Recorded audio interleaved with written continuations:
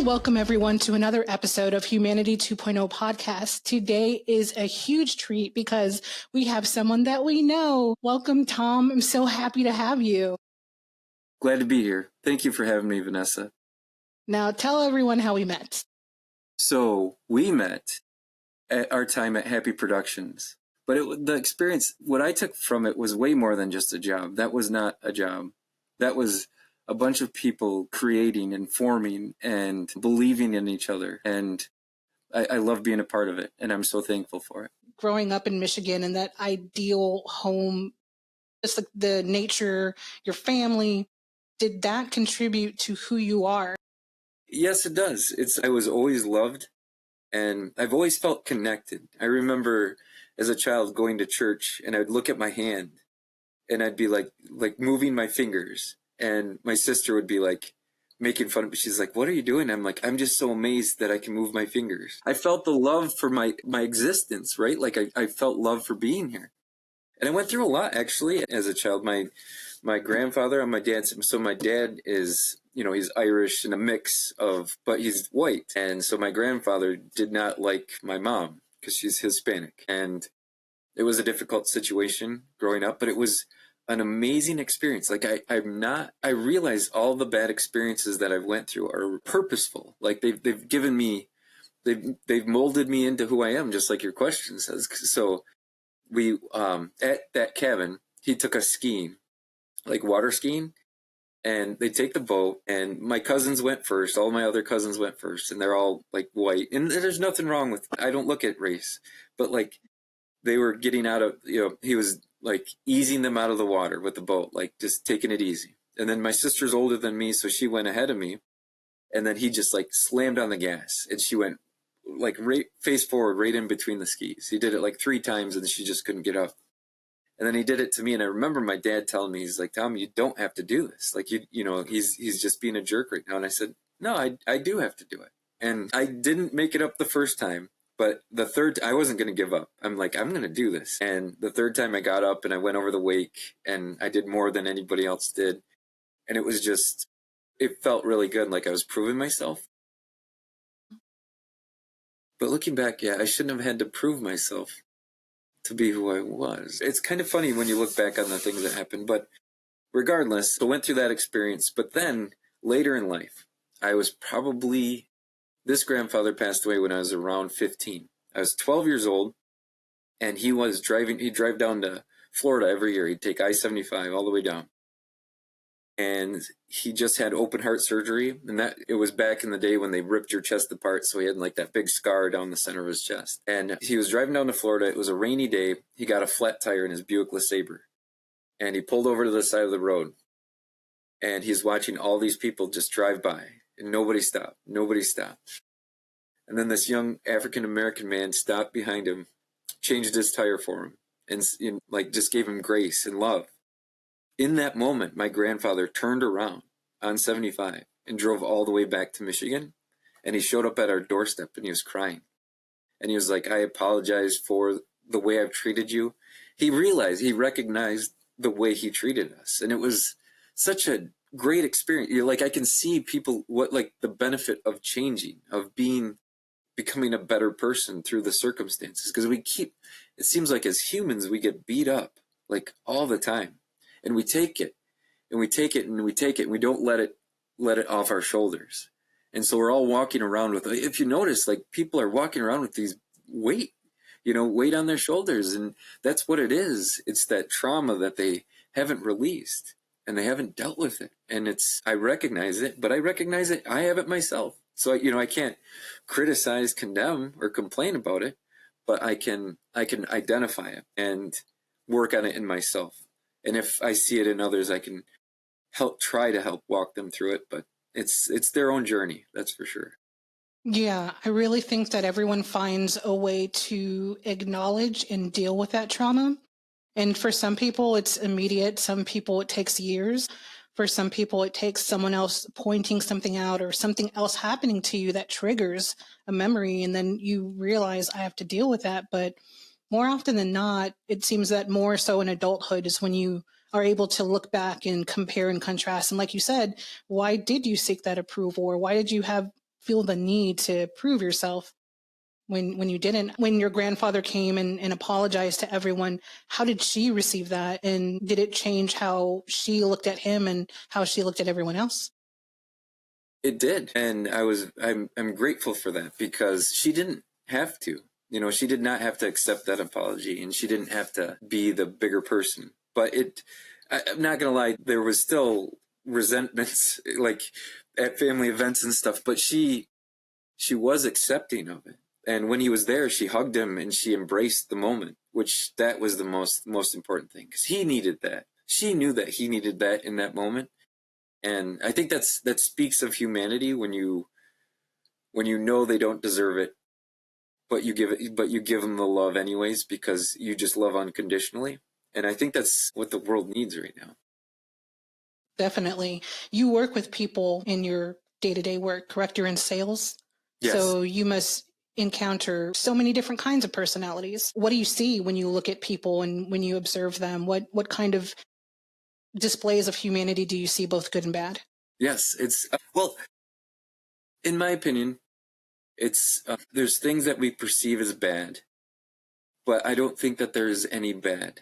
Because the more I look at it, the older I get and the more experience in life I have, I see it's all love. It's all love. Like, so you are magical, Vanessa. You understand life for what it is, and I think it's so precious. But the hard thing is, being who you are in this world is so difficult. This world isn't designed for you, and it's not designed for me. It's upside down, and we take it, and we embrace it. We give so much of ourselves, and don't take anything back for ourselves. And I think it's time that we start setting boundaries and not giving ourselves away for free, and not letting other people take advantage or control us like they want to, like they just want to. Yeah. And we need to set those boundaries, find our happiness, because happiness seems so much harder to find now than it ever has. I mean, I bought a remote control car because I thought that would bring me happiness, and it didn't. I kept looking for things outside of me, but what I need to realize is I can be my own happiness. I can love myself. I had to learn to love myself. I think it was because, nothing against my mom or dad, but they were raised to be loved conditionally. And so that's what I believed up until only like short time ago. All I understood love to be was conditional, not unconditional. And now that I see it's unconditional, I don't know if I've experienced unconditional love. You know what I mean? Like, I don't. Wow. And it's because I've never completely submitted to unconditional love. I can see it now. It's so funny when you talk about these things, it really comes out, and you see it for what it is. Because I haven't completely submitted, because I always thought, like, man, like, not what am I going to get out of it, but like, how is this going to benefit me, right? Like, it's always been, like, I've always been that way, and I think everybody is. I don't think that there's anything wrong with it, but I've forgiven so many people, so I can't say that I haven't loved unconditionally. But it's came back and forth. I think I've been hawing with unconditional love without completely embracing unconditional love, which that is my ultimate goal for sure. Do you practice doing good deeds for other people on a daily basis? Yes. So then you are practicing unconditional love by doing those things, because you're not getting anything back from it. So I would say you're doing the work, at least, and saying it aloud and understanding, like, oh, wow, like that's your epiphany, and that's awesome. Yes. But don't be so hard on yourself, because you're definitely doing it for sure. I think your kindness to people, that's an act of unconditional love, because, they may not have those positive, kind interactions, and you give those freely to all kinds of people. So in that, you're practicing unconditional love. I was talking today to my son about transactional friendships, and how there was a person who I just recognized recently how that was a transactional friendship, because, my worth was only as good as what I was doing for them. So then I thought, oh, wow, that's something that I don't need, to have around me, but it took me a minute to understand that. Cause like you, I was like, that's just the way it is. Like I didn't think about it. But now recognizing that I should give myself more worth and more love than I do, I can recognize that, oh yeah, that friendship isn't something that I should try to keep in my life because it's, merely transactional, and that's not a real friendship. Yes. Yes. Do you think a majority of American, well, not, do you think a larger population is waking up and understanding? I think that they're trying to. I think that, there are a lot of us that are still stuck in our ways. And there are a lot of folks that are still, very negative, or they only see the negative because that's put in front of them. Or maybe they grew up with, negative tendencies. So it's a lot harder. But I see like that glimmer of hope, in people. So I think that it's trending upward for sure. Yes. But with this show and with other work that people do to positivity more in front of other people, and recognizing that humanity is still there because it never leaves. It may get quieted down some or weighted down some, but it never leaves. And so it's our job to push it up and put it in front of people so they can try to be better humans and interact more positively. So I think it's like always there for sure. Yes. Wow. I applaud you for doing this. Like you're part of the movement, and that's, gosh, that's what's so needed. I've interviewed so many kinds of people, and it's just interesting to sit back and think about all the personalities that I came across, and just what their outlook on the world was and how they interacted with people just around them. Because I interviewed business owners and the way they treat their employees, and just various kinds of personalities and humanity. And I'm just curious about what creates the good humanity versus humanity that's on the edge, or like you said, there really is not exactly good or bad. It's all love, it's all humanity. But there's building blocks. I think that our families, our experiences, our traumas, our positive experiences, and then what do we do with that? I think that's what makes humanity human, how we interact with each other. So there's so much to explore, and at times I'm kind of way down, like, okay, how do I get that from someone to come out? But it just comes out over time. Yes. Yep. It does. And it's, you're so right. I'm so thankful for this connection and just our friendship. Yeah, me too. I'd like to thank you for your kind words. Yes. Yes. Anytime. I think that's your superpower.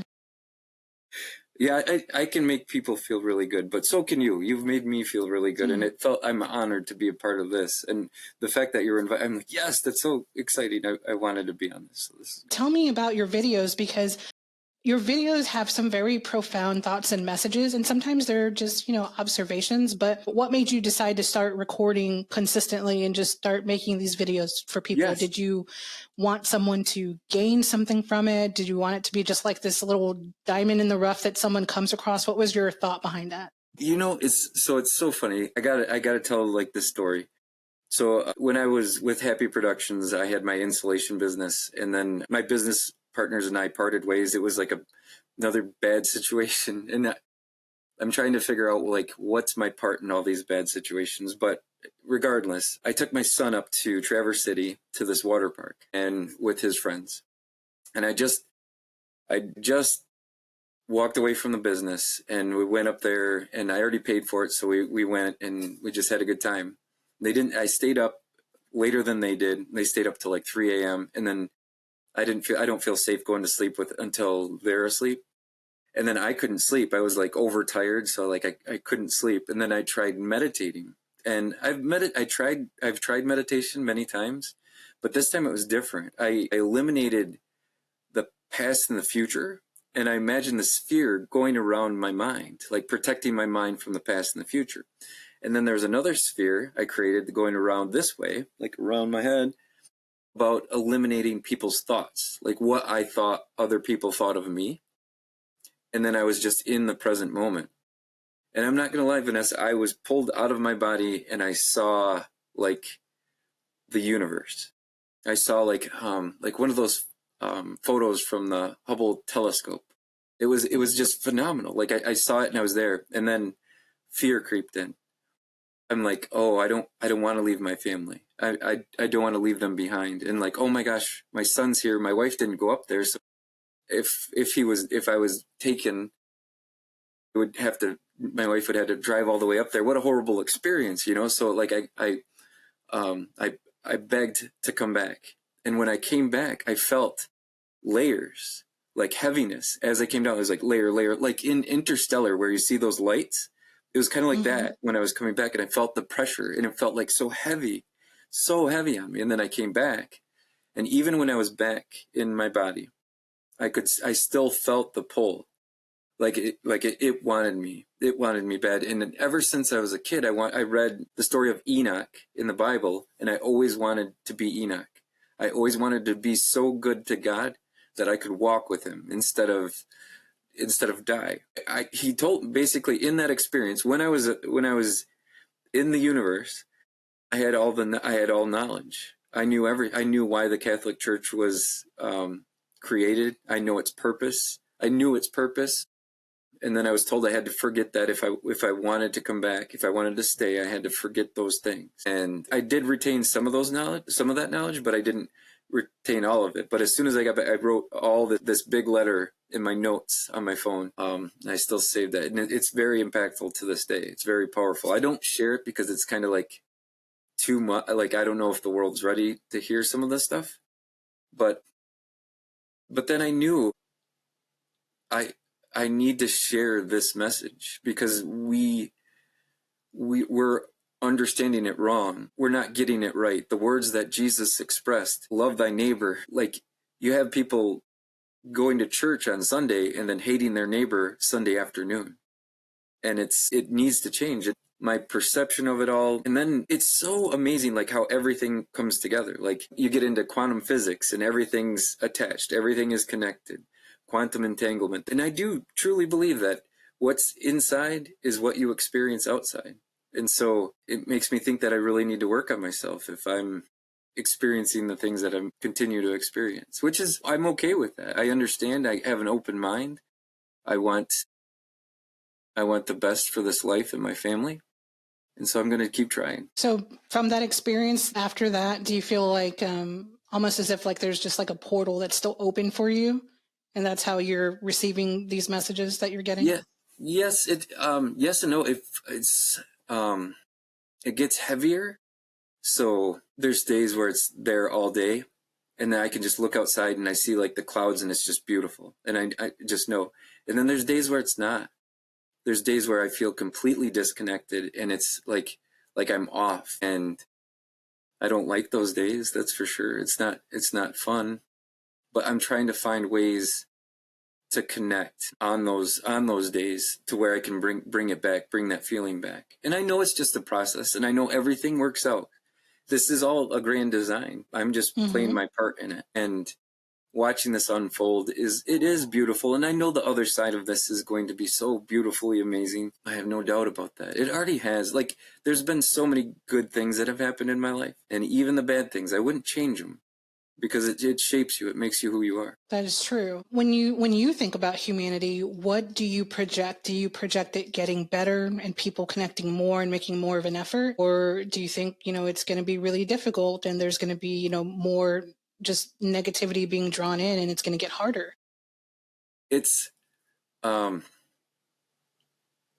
funny because I think both of those as truth. I think of it both ways. I see both sides of it. And when I experience it, my thing is I need to know that is in all of us. I need to find the spark that's within all of us, in everyone, even the ones that aren't showing it at that moment. Because I've had moments where I'm not perfect, where I show anger or resentment towards something and I probably shouldn't have in that moment. Like, it's just because I'm in a rush or financially things aren't working for me, like, then I get in this attitude. So when I experience that in others, I'm doing my best to recognize that they still have that spark within them. It's just they're experiencing this moment in this time, and I don't know what they're going through, so I can't be mad at them. But it's a difficult journey. But the more positive, I think, the more positive experiences I get. And then when I have a negative day, it's a negative day. That's sometimes, I don't want to say that's just life. I don't. I'm done with saying that's just life and accepting those things that are not acceptable And I think a lot of us empaths have to start doing that more often, with setting boundaries and saying, that offends me, and I don't accept that behavior. You can continue doing what you're doing, and I'm okay with that, but I don't accept your behavior towards me right now. And I think we all need to start doing that, because I think we cater to other people's needs. Like, we make ourselves small so other people can feel bigger, and that they're really not telling you the truth, but you think it's not worth it to call them out on it, when you probably should. Probably because you want to be, that they're worth more, and that they're valuable, and that they shouldn't be treating themselves that way, or saying that about themselves or others. And then we just accept it. We allow them to talk that way. And I think, now I'm not saying we need to criticize and condemn the speech of everyone, but we do need to observe what we're saying and what we accept other people say about other people. I would say it's fair to say that people need to think more about what they say, because words have an effect on everyone, especially people that are more, empath than others. Yes. And also verbal abuse is another thing, because people can easily verbally abuse someone else. And if that other person sets a boundary and recognizes that they should say something, then it might change how that other person treats people. So yeah, I agree. We definitely have to start setting boundaries and speaking up more, and recognizing that it's not okay, and changing that, because accepting that it's not okay, you're right, that's not acceptable anymore. Your work environment, there are certain things that you have to have. And when there's either narcissistic behavior or just negativity, period, you can't operate around that. I just had way too much stress in my other job that I just couldn't anymore, and it just became an easy, I guess, response to leave, and to just not have that environment as part of my life anymore. I mean, I was waking up just really upset about having to go upstairs to my office and go to work, and then making it through the day, and on my days off, just dreading going to work like everyone else, but it was even more stressful. And I would have dreams and nightmares about work all the time. And it was, I mean, if it's invading your sleep, that's too much. So I was like, no, that's not where I want to be. And that's not how I want to go out either. So no, it's not healthy. And you have so much to give the world, Vanessa. You really do. And it's coming. I know, I can feel it for you, and I can see it. It's you. The world owes you so much, because you've given it so much. And I think it's time. And I think what it is we just stopped. We didn't receive it. We didn't accept it. You know what I mean? I think it's always been trying to come at us, but we just haven't. It's not, we think we have to wait. We have to earn it, and we have to go through these trials and tribulations, and then we can receive it. I think that's when I was a child, that's the way I was raised, is you work hard, and then your golden years are when it's, after you've earned it. But I think we've forgotten what our worth is. With nothing, our worth is still so great. At our worst, we're worth so much. We're so much, we don't even recognize that we can toss a basketball into a hoop and do the calculations in our head so that basketball will go right in that hoop. The amount of geometry that has to happen just for that experience is phenomenal. And we look past it every day. There's so many things that are the sun shining every day, the stars at night. We get beautiful paintings, and they're new paintings every day in the sky. And we're walking around worried about our boss that's treating us like crap. It's right. We're focused on the wrong things, and we need to recognize that this world is we're meant to enjoy this life and enjoy this world, and it's here for us. I really think it's just how we look at it, how we perceive. I was saying this the other day. When I was a kid, we had a ditch, and it was full of weeds, and it was, all sorts of things in there. I would jump into it when I was a kid. I would jump into it and just rest in the weeds and all of that stuff. And I'd roll out of it, and I'd be fine. Everything, no problem. The other day, I was driving on a road, and I'm like, oh my God, I used to jump into a ditch like that. That was all these weeds. And I'm thinking, I would never do that now, because I don't trust what's in there. And so I think that's what's wrong, is we don't trust that the world will deliver us what what it's going to deliver us, what it wants to. I think it really wants us to trust in it so it can give us exactly what we deserve. And I think that's coming. I think that is coming for all of us. That's a perfect metaphor, because you're right. As adults, you're thinking about what's in there. Are there rats in there? Is there something that's going to puncture my leg and I'm going to lose my leg? But throughout your life, so much has happened to you that it weighs you down. So it's like another layer or another brick that's just weighing you down. So it makes perfect sense that you cannot receive what the universe is trying to offer you because you're weighed down by everything else that's been put on you or you've been through. So there's so many, so many bricks or so many weeds that are covering your eyes. Makes perfect sense. Yes. And there's so many theories that I entertain. Like I'm not 100% belief in them, but like the Matrix, that saying that we're in the Matrix and none of this exists. I like that idea because then I can let all those stories go, all those stories of my past, and I could just release them. So I would like that to be reality, but the truth is I still carry them with me. So until I can release those stories completely, it's the world, it's the reality that I live in right now. And then I think Alan Watts said it, that we're all small pieces of God experiencing the world in different ways, like fingers on a hand. Oh my gosh, I like that. I love, because then you can look at, like, instead of that angry gas station attendant, instead of saying like, oh man, what a jerk, instead of saying that, you can say, I'm having a bad day. That's me. I've had that bad day. And so that, and then you want to change it for them. Then you say, I love your necklace. You say like something nice to them to change, or just even smile at them. And then you change it because you remember that time when you were in that difficult situation and you want to give yourself. So if you look at it like it's you, then you're giving yourself the thing that you need in that moment. And then it makes you feel even better. And then you're just connected with everything. And I think that's what I'm missing out on. I keep forgetting that.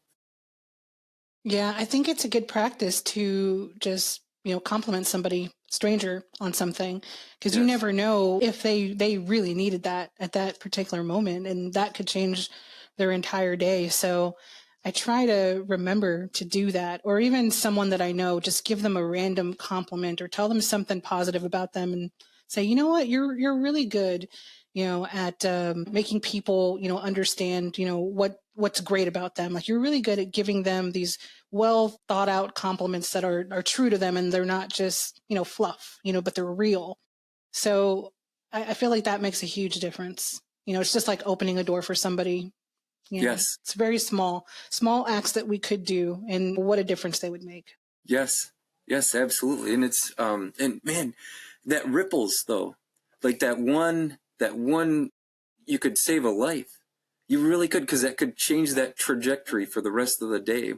Because if you think about it, if they're on that track, because we've been on that track where it's a bad day, and then, oh my gosh, it just continues and it keeps getting worse and worse and worse.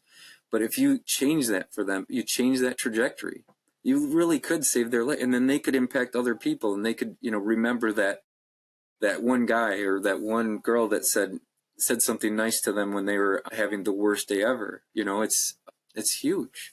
Now, I'm not saying that we need to sacrifice everything, but I do think it's nice to give compliments and, and give it back to the world what we need. Yes. What we would want in that situation instead of what we wouldn't want. And I think we're so used to giving what we wouldn't want because we're reactive. We're in that survival mode. So we're in fear, fight or flight. And we instantly defensive when somebody's angry at us, and then we take things really personal instead of, shoot, I remember when I was angry like that, and I'm going to give them what I needed at that time instead of reacting to it like we're different or we're separate, like we're not one. I think that makes a difference. Thinking about your life, just all of the experiences thus far, can you remember a moment where you experienced humanity doing good for one another, or the opposite? Well, so my 15-year-old son, he had some friends, and we went up to the cabin. We played Cards Against Humanity. I had no idea how raunchy that was, but they had one friend that was like he was struggling mental wise, or he was just in his head about something, you know, and he was really disconnected. But what I liked is they'd go over and check on him and like make him feel like he's part of the group. And so I have more confidence in the youth than I do with some of the older people. But I do see it, you know, I do see happiness, but I think everyone's carrying around their trauma and they're not dealing with it. So it's going to just keep dragging it down until we start showing people, like that's like with spiritual awakening and showing people and sharing the messages like I share. Hopefully it sparks something in them that they can start working on themselves and start identifying their shadows and working through them instead of adding another shadow and adding another shadow and then walking around like you have this big boulder on your back. Because you see that. I see that in people. I can see that just by look. It's so weird, like being empathetic for so long and dealing with all the things that I've dealt with. I can go into a room and I know everything. I know everything about everyone and I feel it. And I know exactly that's why I'm so good at sales, because I know exactly what they're thinking and I know what they want.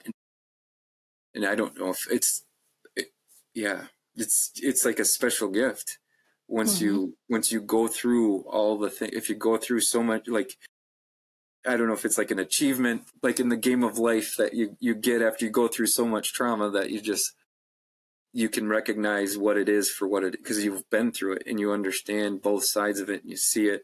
And then the bad thing is, though, we all want to run away from it instead of run to it and fix it. And I think it's going to be difficult for us because we've let it go so long without facing those things. The story about your sons checking on that other kid, that in itself is the hope, because now you know that the next generation is doing more and they're Yes. more receptive to doing these things without even thinking about it. So that is definitely hopeful, I think. Yes. And it's not to say that it's not out there. My coworker, he's amazing. He looks out for me. He's a really good guy. He's got my back, and I do see it in humanity in the older generation, but it's not as much as I'd like to. But the problem, I'm glad you asked that question. I'm so glad you asked that question, because I need to start recognizing it, because I know it's out there. I'm just not looking for it. And I think that's my problem. You know, like if you look for it, you'll find it. And when you say it, what do you mean exactly? So if you look for the positiveness of humanity, I think you'll find it. And I see it in videos all the time, because you know, TikTok, in my algorithm, it'll give me that, because that's the kind of content I want. But I do see that, Sure. and I love that when you can change someone's day or make them feel special in just that present moment, and it eliminates everything. For that one moment, that boulder is off their shoulders and they feel the love that they've always wanted to give. And I think we've never given it to ourselves. We don't give ourselves the love that we've always wanted to be. We become the hero that we needed when we were children or when we were going through the difficult situations. We become that hero.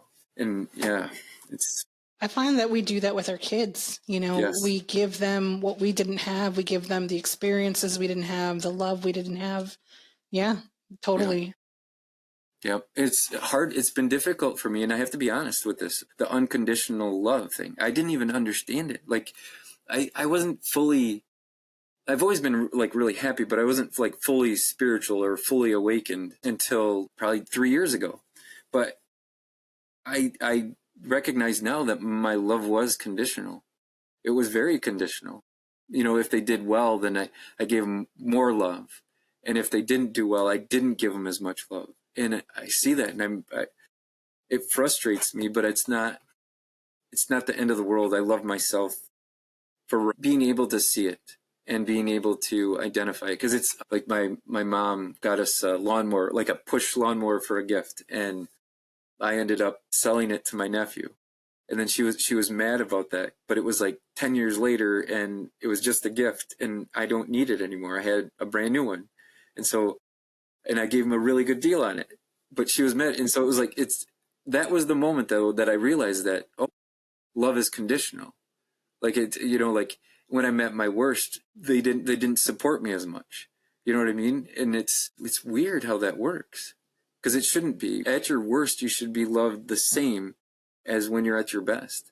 It should not be different. And that's what love should be. Do you think that she was mad for some other reason other than that you sold it? Like, do you think there was something else behind that? No, because it wasn't she wasn't super mad about it, but it was just, I felt the frustration. You know what I mean? Because it was like a gift, and maybe I didn't ask her like what she wanted me to, you know what I mean? In my opinion, it was a gift. So it's like, I can do what I want with it. And it was years after, and I clearly didn't need it or couldn't use it. Or maybe she wanted me to give it to him. Maybe that was it.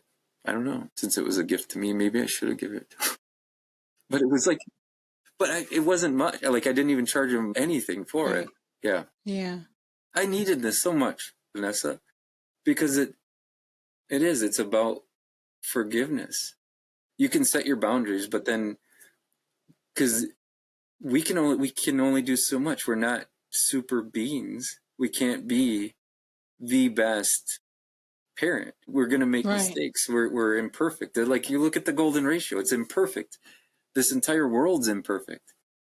And so that's part of what makes it so amazing, is the imperfections that shape us into who we are. Because it is all connected, forming us into what we're becoming. And yes, we are going through a very heavy time right now, like a very heavy emotional time. But the other side of this, if we focus on the fact that everything is working out for us, we'll come through it and be a lot better. I think the world is demanding change because it's going through this. It's recognizing this is not acceptable. We can't continue the trajectory we're on. It has to change. And you look at the Schumann resonance, that's changing quite a bit. Have you noticed that? Like, so the resonance that comes out of the earth has increased dramatically, because I believe it has to change because it doesn't like the direction it's headed. What would you say is your definition of humanity? So my understanding of humanity at this moment, so I'm not saying like this is 100% what I believe, because I'm open-minded and I accept the fact that I could be wrong. But I truly believe that we are here to learn how to love. We're here to remember that we are love itself, and that we go through our experiences so we can work on ourselves so that our world outside of us can be the heaven that we experience inside. Like, because once you bring heaven in, it is without. And it is. I experience it. I have those days, but I have those days where I don't. And I want less of those days and I want more of that. So I'm working on me. I'm working on and I think that's why you have to have the difficult life. If you want the good one, you have to deal with all your difficulties that are inside you. You have to face them with no fear, instead of and no doubt. You have to trust that it's going to work out regardless of the consequences. And like the, what is it, the buffalo that go right into the storm, like that walk right into the storm. I love that. Did you know that? No. Okay, so when it storms, like when a big snowstorm or tornado's coming, they'll walk right to it. They walk right to it. They don't walk away. Because they know that they want to get through it as soon as possible. So they're just walking right through it. So I love that about them, and I need to be more like that, because when it gets difficult, I tend to get in survival mode. My limbic system drops, and then I'm in fight or flight, and then I leave. I feel like when things get difficult, I go internal, like I close off to everyone. So that's my thing, is asking for help, right? Or else just letting other people in. I don't, like, I guess because it's been my experience that, I can take care of it, I'll figure it out, but it's letting other people in and getting help from other people. I was talking to a coworker about nostalgia. So when you had that experience, I do this all the time with movies. I loved the movie The Fox and the Hound, and I wanted to recreate that experience with my boys. We watched that movie and they did not like it. And it was not even like heartwarming to them. Like, it was just, because the technology in movies are so much better than what they were, and the writing is so much better. And it was just such a simple script, but I still love it. It still makes me cry. But those things, but our problem is we place ourselves into trying to remake old experiences that can never be remade. So our expectations will never be met. So I don't think we should ever try and recreate what we did in the past that we had a good experience, because we change, we evolve so much. In 6 months, we're a completely different person than what we were. So instead of recreating an old experience, we need to find new experiences so we can have more memories to create. Because I do feel a lot of us do that, try and recreate old memories, and then we never meet those expectations because we're completely different people, and it won't ever be the same experience. We'll never have the same experience. So why are we trying to create it? Yes, if we continually like if you like bowling, yeah, go bowling and stuff like that. But if you're trying to like recreate this bowling weekend that you had with your friends, years ago or whatever, it's probably not going to meet the expectation that it had. It's just not. Do something new, like create a new experience, and then don't set any expectation on it. Then you won't have any resentment. Then you won't have any, oh, this, it didn't go like that or whatever. You didn't know how it was going to go, and you didn't have any expectations. I think expectations, we put too many on ourselves and on situations. I think if you were to jump in another ball of weeds, it probably wouldn't feel the same. No, you're right. You're absolutely right. I want to, though. I do. I want to try it. I will. Make sure it's safe first, I guess. Do you feel your kids are good humans? And what makes you think that? I have no complaints. They're the best. They tell me everything. Like, they don't hide anything from me. I feel like we can have that honest dialogue. They played Cards Against Humanity with me, and at first they held back, but then after a while they did not. They threw down those raunchy cards, and I loved every second of it, because I want that. I want their realness. I want their bad side.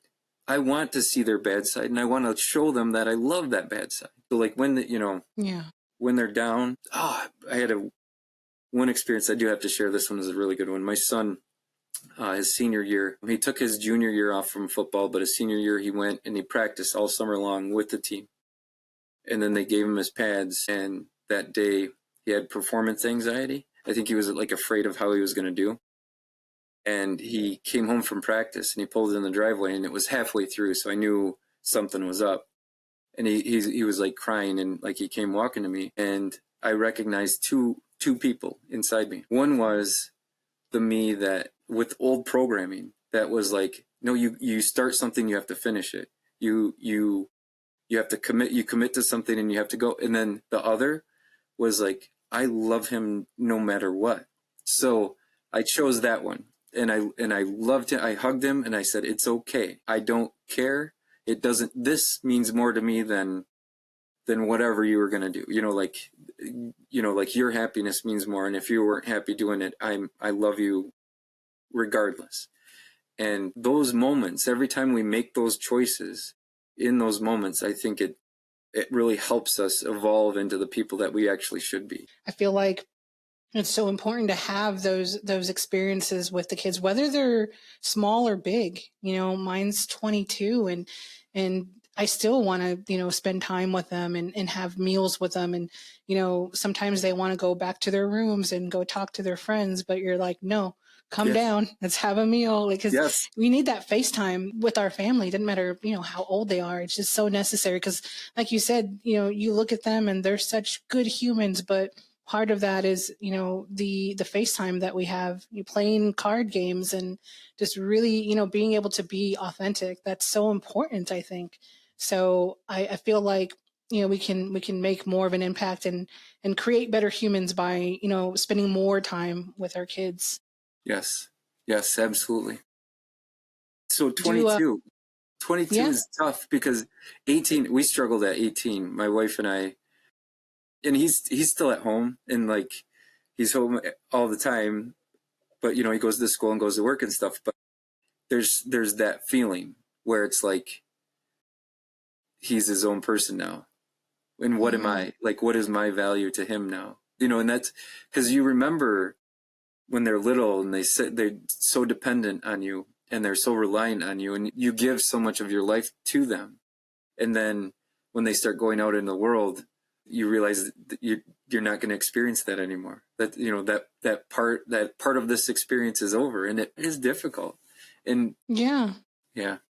I can understand that. I feel like they just have a new level of need from you as an adult because you still have so much experience and so much wisdom to impart on them.